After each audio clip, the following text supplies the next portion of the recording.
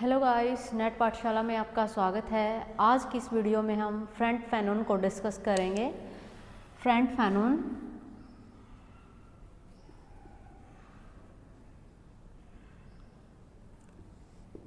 Basically ये thinker important है net के एग्ज़ाम के लिए, क्योंकि इसने जो बुक्स लिखी हैं उन बुक्स में जो आइडियाज़ दिए हैं उससे रिलेटेड क्वेश्चंस लगभग आते रहते हैं नेट के एग्ज़ाम में।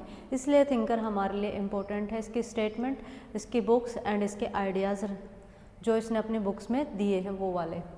ठीक है, तो अब बात करते हैं फ्रंट फैनन का जो जन्म है वो है 1925 मार्टिनिक्यू कैरिबियन आइलैंड जो फ्रेंच कॉलोनी था वहाँ पर इसका जन्म हुआ है, एक मिडिल क्लास फैमिली में। और 1961 में इनकी डेथ हो रही है। तो इनके आइडियाज़ जो बेसिकली कंसंट्रेटेड है, इसके आइडियाज़ जो जनरेट हुए उसका कंटेक्स्ट क्या था, ओवरऑल जो फ्रंट फैनन ने जो लिखा उसके आइडियाज़ का कंटेक्स्ट क्या था। तो इसके आइडियाज़ का जो कॉन्टेक्स्ट था वो क्या था कि इसने जो कॉलोनियलिज्म था उसको बड़े नज़दीक से देखा था, बड़े नज़दीक से, बड़े क्लोजली उसको महसूस किया था, क्योंकि इसका जो बर्थ हो रहा है वो भी फ्रेंच कॉलोनी में हो रहा है। एजुकेशन लेने के लिए ये फ्रांस में जाता है, वहाँ पे लियोन यूनिवर्सिटी में इसने पढ़ाई की है। तो वहाँ पर भी देखा कि किस तरह से जो उपनिवेशिक जो राष्ट्र हैं, जैसे फ्रांस भी एक उपनिवेशिक राष्ट्र था, तो किस तरह से जो उपनिवेश उन्होंने बनाए हुए हैं उन लोगों का किस तरह से वो शोषण कर रहे हैं। साइकोलॉजिकल भी शोषण हो रहा है, मनोवैज्ञानिक तरीके से भी शोषण हो रहा है, इकोनॉमिक तरीके से भी शोषण हो रहा है, पॉलिटिकल वे में भी एक्सप्लॉयटेशन हो रहा है। तो इन सब जो इन्फ्लुएंस थे इसके कारण जो फैनन है उसने अपने वर्क को डेवलप किया है। तो कंटेक्स्ट क्या था? Colonialism and its impact. impacts not just political and economic impacts but psychological psychological impacts, क्योंकि जो फ्रंट फैनन थे वो साइकेट्रिस्ट थे, इसलिए इन्होंने क्लोज तरीके से जो कॉलोनियलिज्म के जो मनोवैज्ञानिक प्रभाव होते हैं कॉलोनाइज्ड पीपल्स पे उसको क्लोजली स्टडी किया है। तो फ्रंट फैनन की जो मैथडोलॉजी है वो रही है इंटरडिसिप्लिनरी अप्रोच। इसने साइकोलॉजी का प्रयोग किया है पॉलिटिक्स को अंडरस्टैंड करने के लिए।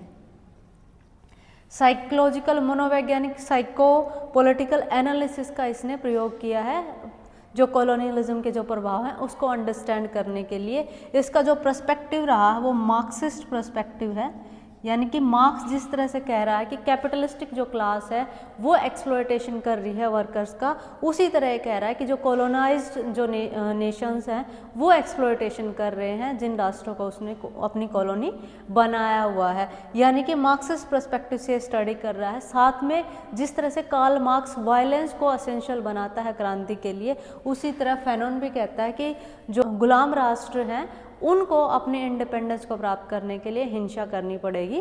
ठीक है, और ये हिंसा के लिए जो पीजेंट्री क्लास है उसको इम्पोर्टेंस दे रहा है यहाँ पे मार्क्स से हटके। ठीक है, मार्क्स के आइडियाज़ में मॉडिफाई भी कर रहा है, मॉडिफिकेशन कर रहा है, पीजेंट्री क्लास को वॉयलेंट्री क्लास बता रहा है। साथ में क्या कर रहा है, कल्चर की भी बात कर रहा है कि कल्चरल लेवल पर भी लोगों का उत्थान करना चाहिए, कल्चरल लेवल पर भी लोगों को स्ट्रगल करना चाहिए। जिन राष्ट्रों ने गुलाम बनाया हुआ है अन्य राष्ट्रों से, बेसिकली यूरोपियन राष्ट्रों ने अन्य राष्ट्रों को गुलाम बनाया हुआ था, तो जो यूरोपियन राष्ट्र के जो वाइट पीपल हैं, अफ्रीकन राष्ट्र के जो गुलाम पीपल है वो क्या करते हैं, वाइट लोगों के जो भाषा है, उनके रीति रिवाज है, उनका खाने रहने का तरीका, उसकी नकल करते हैं इस अवेंज में कि उनकी नकल करके हम भी उन जैसे बन सकते हैं। यानी कि कहीं ना कहीं एलिनेशन हो रहा है, कहीं ना कहीं एलिनेशन हो रहा है। जो कॉलोनाइज्ड पीपल हैं वो अपने कल्चर से एलिनेट हो रहे हैं, वो नकल कर रहे हैं, किसके, वेस्टर्न कल्चर की नकल कर रहे हैं, यूरोपियन कल्चर की नकल कर रहे हैं। तो कहीं ना कहीं अपने कल्चर से वो दूर हो रहे हैं। इसलिए मार्क्सिस्ट एनालिसिस में कल्चर को, पीजेंट्री क्लास को ऐड करता है फ्रंट फैनन। इसने सोशियोलॉजिकल अप्रोच का भी प्रयोग किया है, सोशियोलॉजिकल। ठीक है, तो साइकोलॉजिकल, सोशियोलॉजिकल और मार्क्सिस्ट एनालिसिस का प्रयोग किया इसने कॉलोनाइज जो पीपल हैं उनकी प्रॉब्लम को अंडरस्टैंड करने के लिए। अब बात करते हैं कि फ्रैंक फैनोन ने कौन कौन सी बुक्स लिखी हैं। तो इनकी जो फेमस बुक्स हैं आप स्क्रीन पर देख पा रहे हो, इन्होंने 4 ही बुक्स लिखी है मेनली। जो फर्स्ट बुक है that is black skin and white masses, 1952 में लिखी है। इस बुक में बेसिकली उन्होंने कहा है कि किस तरह से जो ब्लैक पीपल हैं वो वाइट पीपल्स के कल्चर को इमिटेट करते हैं, उसको फॉलो करते हैं अपने आप को सुपीरियर दिखाने के अवेंज में, यानी कि अपने कल्चर की तरफ से उनका एलिनेशन हो। नेक्स्ट जो बुक है that is a dying colonialism 1959, ये उन्होंने अल्जीरियन जो रेवोल्यूशन चल रहा था इंडिपेंडेंस के लिए उसके कंटेक्स्ट में लिखी है कि किस तरह से अफ्रीकन पीपल रिवोल्ट कर रहे हैं अपने आप को इंडिपेंडेंट कराने के लिए। नेक्स्ट जो बुक है the wrist of the earth, ये सबसे फेमस बुक है, 1961 में लिखी है और ये कई बार नेट के एग्जाम में पूछा गया है। इसमें वो अब नव ह्यूमनिज्म की कंसेप्ट दे रहे हैं, जो वह इस बुक में वह इस तरह के मनुष्य की कल्पना करते हैं जो साइकोलॉजिकल रूप से जो इंडिपेंडेंट होगा, जो साइकोलॉजिकल रूप से फ्रीडम को एंजॉय कर रहा होगा। नेक्स्ट जो बुक है that is towards the African revolution, 1964 में पब्लिश हो रही है, उनकी डेथ के बाद पब्लिश हो रही है। ये भी काफ़ी फेमस बुक है फ्रैंक फैनोन की। इन 4 बुक्स में ही फ्रैंक फैनोन ने अपने सभी कंसेप्ट को, सभी आइडियाज़ को एक्सप्लेन किया है। फ्रैंक फैनोन के कोर आइडियाज़ को डिस्कस करते हुए सबसे पहले बात करते हैं उनके साइकोलॉजिकल इम्पैक्ट ऑफ कॉलोनियलिज्म।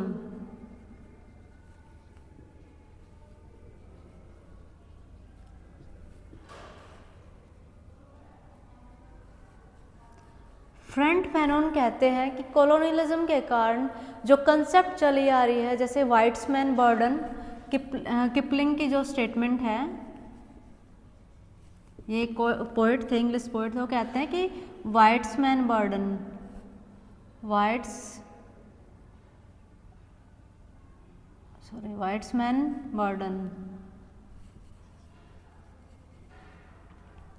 कि ये व्हाइट्समैन का बर्डन है, श्वेत जो प्रजाति के जो लोग हैं, ये उनके ऊपर भार है कि वह अश्वेत जाति के जो व्यक्ति हैं उनको सिविलाइज्ड बनाए, यानी कि कहीं न कहीं मनोवैज्ञानिक तरीके से जो अश्वेत जो पीपल हैं, जो ब्लैक जो पीपल है, उनके दिमाग में डाला जा रहा है कि you are not civilised, you lack civilisations, और आपको सिविलाइज्ड करने का जो जिम्मा है जो गॉड की तरफ से किसको, सफ़ेद जाति के लोगों को दिया हुआ है।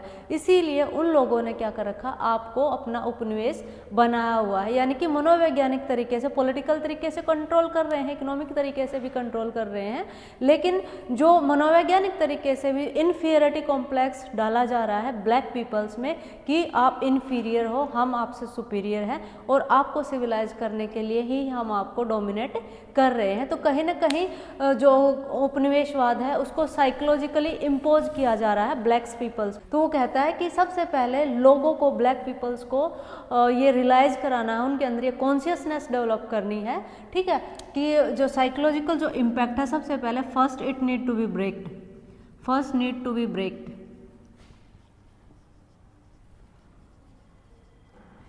इसके लिए जो ब्रेक करना है, ब्रेक करने के लिए क्या करना पड़ेगा, जो ब्लैक पीपल हैं, जो ब्लैक पीपल हैं, ब्लैक पीपल को अपने कल्चर को इम्पोर्टेंस देनी होगी, यानी कि कल्चर जो है, मनोविज्ञान जो है, उसके प्रति क्या करना पड़ेगा, उसके उत्थान के लिए काम करना पड़ेगा। यहाँ पे कहता है कि जो ब्लैक पीपल हैं they should respect their culture,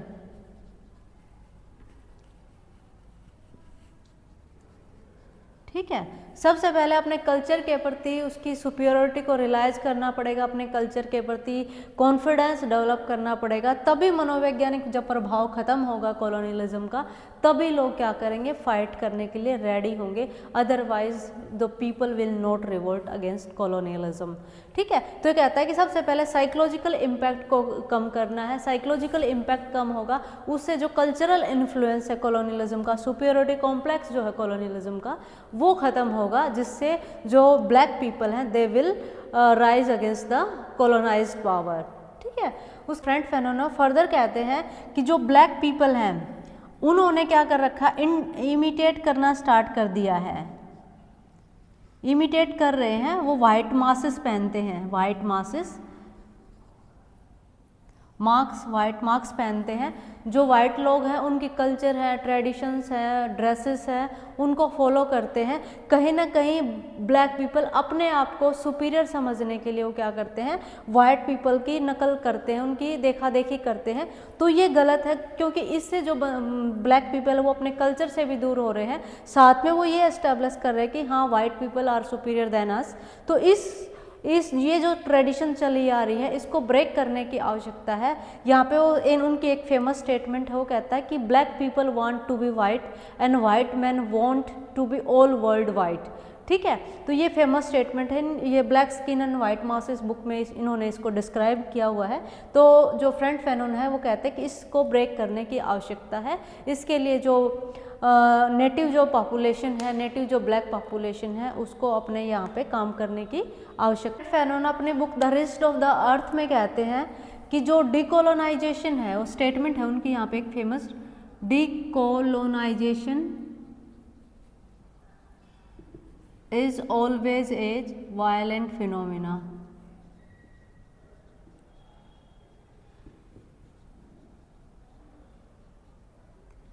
यानी कि अगर कॉलोनाइज जो पीपल है उनको अपने आप को स्वतंत्र कराना है तो they need to be violent, violence का प्रयोग करना आवश्यक है।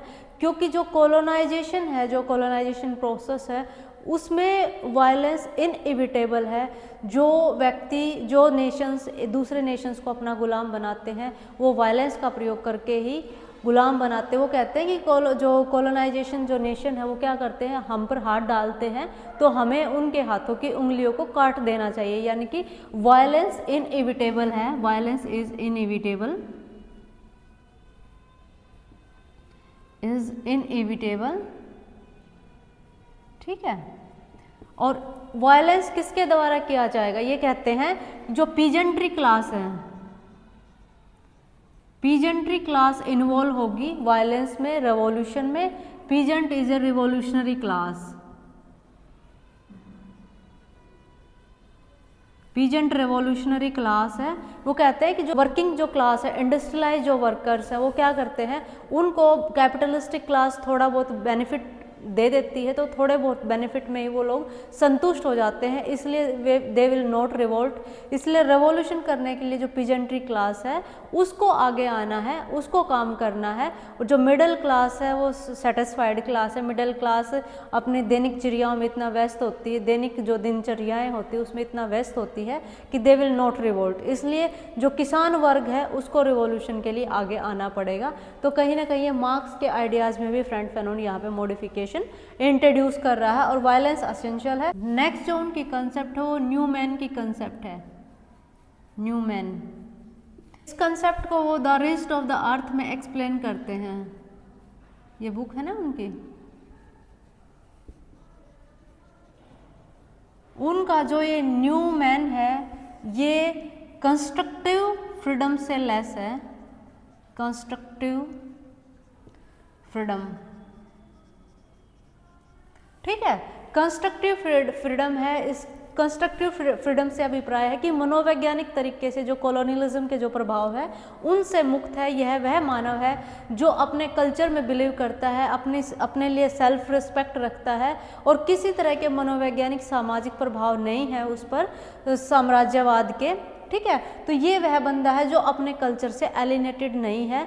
ये कहता है कि इस तरह का मानव जब आएगा फ्रंट में, इस तरह का मानव जब आएगा, ये मानव जब आएगा जब क्रांति होगी, क्रांति के द्वारा जो उपनिवेशवाद है उसको ख़त्म कर दिया जाएगा, सभी नव मानव होंगे और नव मानव में एलिनेशन नहीं होगा, alienation will not be there.